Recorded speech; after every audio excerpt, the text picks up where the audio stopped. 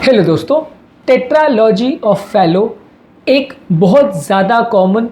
Congenital cyanotic heart disease है, यानी कि जन्म से होने वाली हार्ट की ऐसी विकृति है जिसमें बच्चे नीले पड़ जाते हैं और ये उनमें सबसे ज़्यादा कॉमन है। सबसे अच्छी बात इस बीमारी की ये है कि इसको सर्जिकली करेक्ट किया जा सकता है। यदि सही समय पर बच्चे डॉक्टर के पास आ जाते हैं और हार्ट फेलियर में नहीं जाता है तो ऑपरेशन के बाद रिजल्ट्स काफ़ी अच्छे मिलते हैं। ये बीमारी में हार्ट में एक बड़ा सा छेद होता है जिसको वेंट्रिकुलर सेप्टल डिफेक्ट बोलते हैं। इसके अलावा राइट साइड की जो नली है जिसे पल्मोनरी आर्टरी बोलते हैं, उसका जो वाल्व है या उसके नीचे का जो पोर्शन है जिसे आरवी आउटफ्लो ट्रैक्ट बोलते हैं वो सिकुड़ जाता है, नैरो हो जाता है। और हृदय की जो बड़ी नली है एओर्टा, वो दोनों चेंबर से ब्लड लेती है जिसे ओवर राइडिंग ऑफ एओर्टा बोलते हैं। और राइट वेंट्रिकुलर हाइपरट्रॉफी होता है। ये 4 फीचर्स इस बीमारी में देखने को मिलते हैं। ये बीमारी का सबसे अच्छी बात यह कि सर्जिकली करेक्टेबल है और उसके बाद व्यक्ति की लाइफ लगभग नॉर्मल जैसी हो जाती है। लेकिन आज हम बात करेंगे टेट्रालॉजी ऑफ फैलो के पोस्ट ऑपरेटिव पीरियड के बाद, यानी सर्जरी होने के बाद के लाइफस्टाइल के बारे में, और इस तरह के व्यक्तियों को ऑपरेशन के बाद किस तरह के इश्यूज आ सकते हैं, क्या स्पेसिफिक इनके प्रॉब्लम्स आ सकते हैं और क्या क्या चीज़ों का ध्यान रखने की आवश्यकता है। टॉपिक पर जाने से पहले जो लोग हमारे चैनल पर नए हैं उन्हें रिक्वेस्ट करूँ कि चैनल को सब्सक्राइब करें और इंपॉर्टेंट और साइंटिफिक कंटेंट के लिए हमारे चैनल को देखते रहें। वीडियोज़ को लाइक करें, शेयर करें, फॉलो करें, कमेंट करें, पूरा देखें। कई बार ये होता है कि पेशेंट की सर्जरी तो हो जाती है लेकिन उसके बाद वो फॉलोअप केयर में आना बंद कर देता है, डॉक्टर के पास जाना बंद कर देता है, जिसकी वजह से कभी कभार बाद में भी कंडीशन बिगड़ सकती है या कोई ऐसी प्रॉब्लम खड़ी हो सकती है जो पहले से जिसके बारे में सोचा नहीं गया था। ये बीमारी ज़्यादातर सर्जिकली करेक्टेबल है और एक बार अगर सर्जरी हो जाए तो ज़्यादातर पेशेंट्स को दवाई की ज़रूरत भी नहीं पड़ती, ज़्यादातर पेशेंट को लाइफ टाइम कोई दिक्कत भी नहीं आती है। लेकिन फिर भी हर केस सेम नहीं होता है। कई बार जो सर्जरी की जाती है उसके रिजल्ट भी पूरी तरह से परफेक्ट नहीं होते। कई बार क्या होता है कि आप पूरी करेक्टिव सर्जरी नहीं कर पाते, यानी होल को बंद करना और आरवी आउटफ्लो ट्रैक्ट को चौड़ा करना, ये सारी सर्जरी ना कर पाने की वजह से कई बार आप पैलेटिव सर्जरी भी करते हैं जिसे बीटी शंट यानी बेलोटॉक्सिक शंट बोलते हैं। यदि आपको वैसी कोई सर्जरी करनी पड़ती है तो वैसे केस में फिर फॉलोअप के रूल्स अलग होंगे। तो यदि कोई पेशेंट ऐसी गलती करता है कि सर्जरी कराने के बाद वो डॉक्टर के पास नहीं जाता है, फॉलोअप के लिए नहीं जाता है, तो प्रॉब्लम्स होने का अंदेशा ज़्यादा है। उसको एक तो ये अच्छी तरह से पता होना चाहिए कि सर्जरी कौन से टाइप की गई है, छेद को बंद किया गया है या कि नहीं किया गया है, आरवी आउटफ्लो ट्रैक्ट को करेक्ट किया गया है कि नहीं किया गया है। और इसके अलावा उसको दोबारा कोई रिवीजन सर्जरी की ज़रूरत तो नहीं है, जो कि पैलिएटिव सर्जरी या बीटी शंट वाले पेशेंट्स में लगता है। बीटी शंट बेसिकली ऐसे केस में तब किया जाता है जब पेशेंट की पूरी करेक्टिव सर्जरी पॉसिबल नहीं हो पाती, तो वैसे केस में आप टेम्प्रेरी एक सर्जरी कर देते हो ताकि बच्चा उस एज तक पहुंच सके जब करेक्टिव या फाइनल सर्जरी पॉसिबल हो। और ऐसे केस को रेगुलर फॉलोअप में रखा जाता है, हर 3-4 महीने में इवैल्यूएट करते रहते हैं, इको करते रहते हैं, और फाइनली जब बच्चे की थोड़ी उम्र हो जाती है, हालत थोड़ी ठीक हो जाती है, तो फाइनल करेक्टिव सर्जरी काफ़ी केसेस में कर दी जाती है। अब ऐसे केसेस में फॉलोअप हर केस में ज़रूरी है, चाहे करेक्टिव सर्जरी हुई है चाहे नहीं। अगर पैलिएटिव सर्जरी हुई है यानी सिर्फ शंट सर्जरी अगर हुई है तो फॉलोअप केयर बहुत ज़्यादा ज़रूरी है। वैसे केस में यदि आप लापरवाही बरतेंगे और डॉक्टर के पास नहीं जाएंगे तो काफ़ी चांसेस ये है कि बाद में आपको पछताना पड़े और कंडीशन बहुत बिगड़ जाए, हार्ट फेलियर में चला जाए, शंट बंद हो जाए, ये सारे प्रॉब्लम्स हो सकते हैं। तो फॉलोअप केयर बहुत ज़्यादा ज़रूरी है और फॉलोअप केयर के दौरान इकोकार्डियोग्राफी बहुत ज़्यादा ज़रूरी है। आइडियली ऐसा नहीं है कि पेशेंट को हर महीना या हर 15 दिन में फॉलोअप आने की ज़रूरत है। आप हर महीना या हर 2 महीने या 3 महीने में पोस्ट ऑपरेटिव केयर के लिए आ सकते हो। उसके बाद आप 3 से 6 महीने में एक बार फॉलोअप केयर कर सकते हो। लेकिन ज़्यादातर केस में एटलीस्ट 3 से 6 महीने में एक बार एटलीस्ट फॉलोअप करना ज़रूरी है। 3 से 6 महीने में एटलीस्ट हार्ट का एक बार स्कैनिंग या इकोकार्डियोग्राफी हो जाए तो अच्छा है। जो पेशेंट्स कई सालों से स्टेबल है और कोई दिक्कत नहीं हो रही है वो एटलीस्ट 6 महीने में 1 साल में डॉक्टर को एटलीस्ट दिखाते रहे और एटलीस्ट साल भर में एक बार हार्ट का स्कैनिंग कराते रहे तो काफ़ी सेफ रहेगा और लॉन्ग टर्म प्रॉब्लम्स होने का चांस कंपेरेटिवली कम रहेगा। कभी कभार कुछ केसेस में लॉन्ग टर्म हार्ट फेलियर के चांसेस होते हैं, कभी कभार कुछ केसेस में लॉन्ग टर्म हार्ट के कंडक्शन अबनॉर्मलिटीज़ यानी रिदम रिलेटेड प्रॉब्लम्स होने का चांस रहता है। तो ये चीज़ों को यदि आप फॉलोअप करते रहेंगे, स्कैनिंग करते रहेंगे, ईसीजी करते रहेंगे, इको करते रहेंगे तो ज़्यादातर केस में दिक्कत नहीं आएगी। रहा सवाल मेडिसिन का, हर व्यक्ति जिसकी सर्जरी हो गई हो सबको मेडिसिन की ज़रूरत नहीं पड़ती। हालांकि इमीडिएट पोस्ट ऑपरेटिव पीरियड में कुछ दिनों के लिए, कुछ महीनों के लिए पेशेंट्स को दवाइयाँ दी जाती है। इनिशियल पोस्ट ऑपरेटिव पीरियड में खून पतला करने की दवाई प्लस एंटीबायोटिक यानी कीटाणुनाशक दवाई ये सब दिया जाता है और थोड़ी बहुत हार्ट फेलियर की मेडिसिन भी दी जाती है। उसके बाद जैसे जैसे फॉलोअप में पेशेंट आता रहता है और आप देखते हो कि पेशेंट की ओवरऑल कंडीशन ठीक है, हार्ट फेलियर में नहीं गया है, जो आपने सर्जरी की वो परफेक्टली हो गई है और उसमें कोई और प्रॉब्लम्स नहीं है, कोई सिग्निफिकेंट वैल्व में नैरोइंग बच तो नहीं गई है या कोई सिग्निफिकेंट नैरोइंग को हटाने के टाइम वैल्व में लीकेज वगैरह तो नहीं हो गया है, यदि कोई ऐसा इशू होता है तो वैसे पेशेंट्स में लंबे समय तक दवाई देनी पड़ती है। यदि सब कुछ स्टेबल है और कोई दिक्कत नहीं है और कोई हार्ट फेलियर नहीं है तो काफ़ी केसेस में दवाई पूरी तरह से बंद भी की जा सकती है, लेकिन दवाई कंटिन्यू रखनी है या नहीं रखनी है ये केस टू केस वेरी करता है और इसके लिए आप अपने डॉक्टर के साथ डिस्कस करेंगे तो अच्छा है। इसके अलावा आपको ज़रूरी है कि आप फिजिकल एक्टिविटी करते समय थोड़ा ध्यान रखें। हालांकि पोस्ट ऑपरेटिव टेट्रालॉजी फेलो वाले पेशेंट्स में नॉर्मल फिजिकल एक्टिविटी करने में या इवन एक्सरसाइज करने में या अपना जॉब करने में कोई दिक्कत नहीं आती है, ज़्यादातर लोग सब अपना काम कर सकते हैं। कभी कभार किसी व्यक्ति को यदि अगर हार्ट फेलियर है या हार्ट का पंप क्षमता खराब है या कोई डेंजरस रिदम रिलेटेड प्रॉब्लम्स है तो वैसे में थोड़ी ज़्यादा सावधानी रखने की आवश्यकता होगी, क्योंकि वैसे में कभी कभार कंडीशन बिगड़ भी सकती है। तो वैसे केस में आपको थोड़ी एक्स्ट्रा सावधानी रखनी पड़ेगी और यदि कोई प्रॉब्लम है तो टाइम टू टाइम उसका सही तरह से ट्रीटमेंट भी करना पड़ेगा और कोई जॉब रिस्ट्रिक्शंस अगर डॉक्टर आपको बोलता है तो करना पड़ेगा।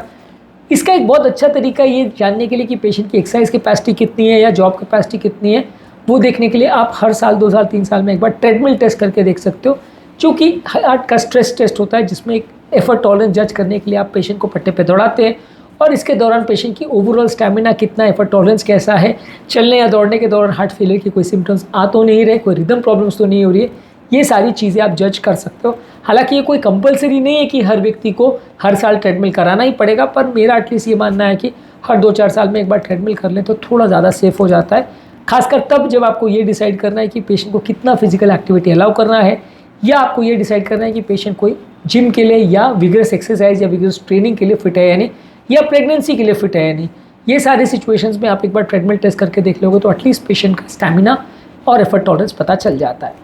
जहाँ तक सवाल है डाइट और न्यूट्रिशन की, ज़्यादातर post operative tetralogy fellow patients में अनलेस पेशेंट को हार्ट फेलियर हो वो अपनी नॉर्मल लाइफ ले सकता है, नॉर्मल खाना खा सकता है, उसमें कोई ज़्यादा दिक्कत नहीं है। लेकिन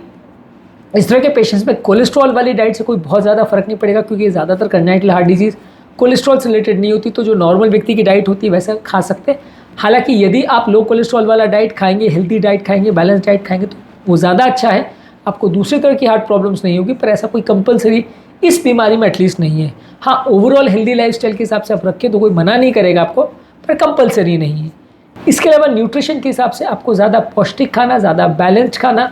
ज़्यादा फल सब्जियां खाना, विटामिन मिनरल्स वाली चीज़ें खाना, ये सारी चीज़ें एडवाइस की जाती है ताकि बॉडी में कंपैरेटिवली ताकत रहे, बॉडी का न्यूट्रिशन मेंटेन रहे, बॉडी का वेट बहुत ज़्यादा लॉस नहीं हो, बहुत ज़्यादा हार्ट फेलियर में ना जाए पेशेंट, और कभी कभार अगर सर्जरी की ज़रूरत पड़े तो हीलिंग के लिए प्रॉपर अमाउंट में प्रोटीन्स, कैल्शियम, विटामिन, मिनरल्स ये सब सही मात्रा में रहे, ताकि अगर पेशेंट को दोबारा कोई सर्जरी वगैरह की आवश्यकता हो तो उसे सही तरह से मैनेज किया जा सके। प्रेगनेंसी का जहाँ तक सवाल है, पोस्ट ऑपरेटिव टेट्रालॉजी फेलो वाले पेशेंट में अगर आपने करेक्टिव सर्जरी कर दी है और अगर पेशेंट का एफर्ट टॉलरेंस अच्छा है, पेशेंट का पंप फंक्शन अच्छा है, तो ज़्यादातर पेशेंट को नॉर्मल लाइफ जीने में या प्रेगनेंसी प्लान करने में कोई दिक्कत नहीं आती है। ज़्यादातर पेशेंट आराम से प्रेगनेंसी प्लान कर सकते हैं, पर इसमें शर्त ये है कि प्रेगनेंसी प्लान करने से पहले आपको एक इकोकार्डियोग्राफी हार्ट का कर लेना चाहिए। अगर प्लान प्रेगनेंसी हो तो स्ट्रेस टेस्ट भी करके देख लीजिए, ये देखने के लिए आपका एफर्ट टॉलरेंस कैसा है। यदि सारे फैक्टर्स ठीक है और पेशेंट का एफर्ट टॉलरेंस अच्छा है, स्टैमिना अच्छा है, हार्ट फेलियर नहीं है और बहुत कोई सिग्निफिकेंट मेडिसिन की उसको आवश्यकता नहीं है, तो वैसे केस में आप इजीली प्रेगनेंसी प्लान कर सकते हो, ज़्यादातर पेशेंट में दिक्कत नहीं आएगी। लेकिन यदि अगर पेशेंट को कोई रेसिडुअल प्रॉब्लम है, पूरी करेक्टिव सर्जरी नहीं की गई है, पेशेंट को हार्ट फेलियर है, या मान लीजिए सिर्फ पैलेटिव सर्जरी की गई, सर्जिकल फुल करेक्शन छेद को बंद करना वगैरह किया ही नहीं गया है, तो वैसे केस में प्रेगनेंसी प्लान करना काफ़ी मुश्किल है और वैसे केस में मृत्यु दर काफ़ी ज़्यादा होगा।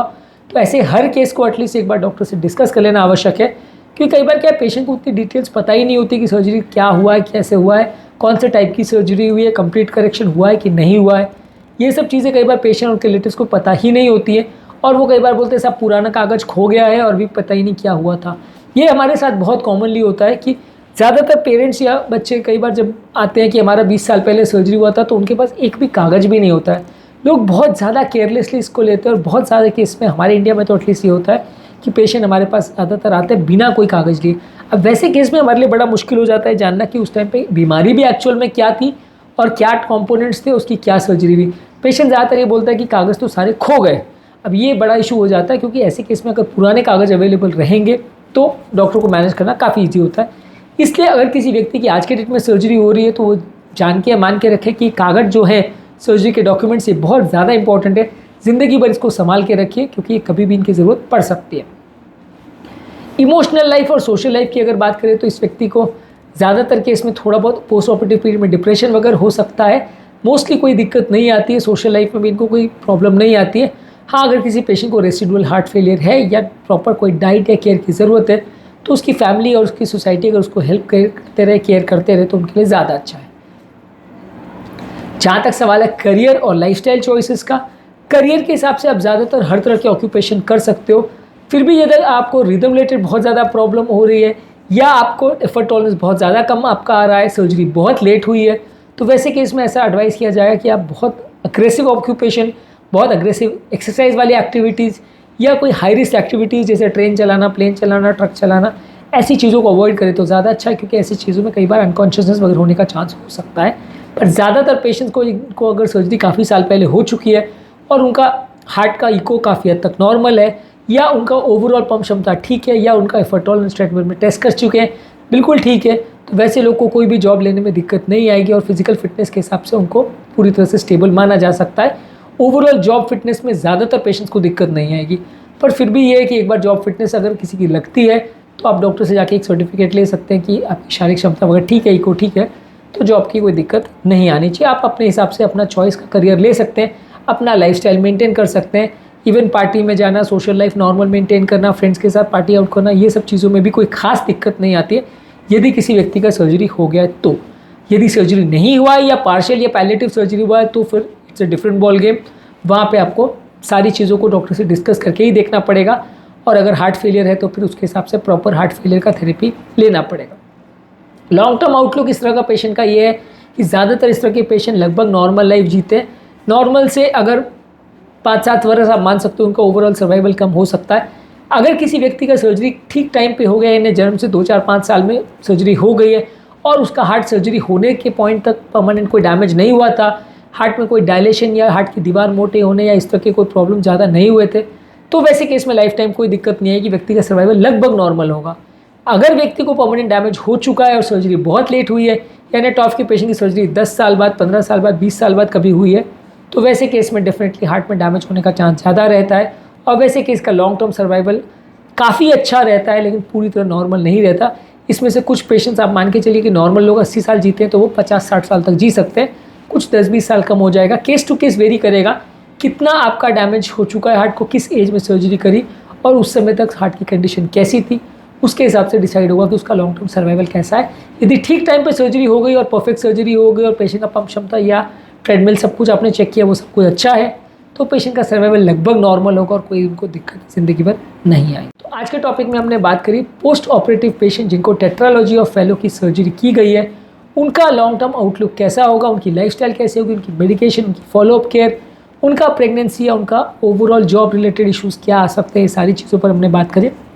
ताकि ओवरऑल एक फ्यूचर के हिसाब से पेशेंट को एक आइडिया मिल जाए कि टेट्रालॉजी ऑफ फेलो के पेशेंट की यदि अगर सर्जरी हुई है तो क्या फ्यूचर में एक्सपेक्ट कर सकता है, उसका लॉन्ग टर्म आउटकम कैसा होगा। उम्मीद करूंगा कि आज के टॉपिक में कुछ नई बातें जानने को मिली होगी। टेट्रालॉजी ऑफ फेलो क्या होता है, प्रेगनेंसी के दौरान क्या इशू आते हैं और उसके क्या सिम्टम्स होते हैं, ये सारी चीज़ हमने सेपरेट वीडियोज़ में डिस्कस किया, ज़रूर चेकआउट करें। टॉपिक एंड करने से पहले जो लोग हमारे चैनल पर नए हैं उन्हें रिक्वेस्ट करूँगा कि चैनल को सब्सक्राइब करें, वीडियोज़ को लाइक करें, शेयर करें, फॉलो करें, कमेंट करें, पूरा देखें और हमारा मनोबल बढ़ाते रहें।